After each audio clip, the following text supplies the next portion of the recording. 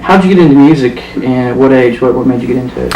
I actually started out as a elementary school guy playing trumpet, and played all through high school, and got interested in bass. I was always interested in rhythm section and that type of thing, but never had taken the leap. Mm-hmm. And I thought, really, if I could play an instrument that could be used in a band more frequently, like the bass, then I could actually make a living if I wanted to, instead of just playing a trumpet. When was the first time you heard a Hendrix song, or what kind of impact might he have had on the way you developed musically? Probably heard his music as a teenager first, and liked the blues tone that he had. But what really got me into him was Stevie Ray Vaughan, listening to him later on, and then you just kind of progress backwards. And I began to pick up more of his albums and really got into it from there.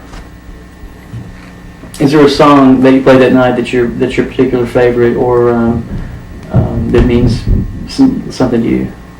I liked Who Knows. And the reason is kind of the soulful groove it had. I liked the bass line on it. I liked the bass player on that particular song, Billy Cox, more than I liked Noel Redding, who was really a guitar player, his first bass player. So I liked the tone and the style of the bass line on that. That's really why I like the song. What is it? What's it like to be the rhythm section? I mean, to be holding down the line and be doing that. What's that like?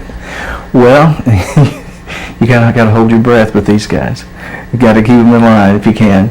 Stephen helps me with that, but Brian and Gary are, they're over the top, So I guess my role is just to keep everything synced up if I can. It's fun. Yeah. It's really fun, and especially with these guys. They're great musicians, everyone, and it's a pleasure to play with them every night.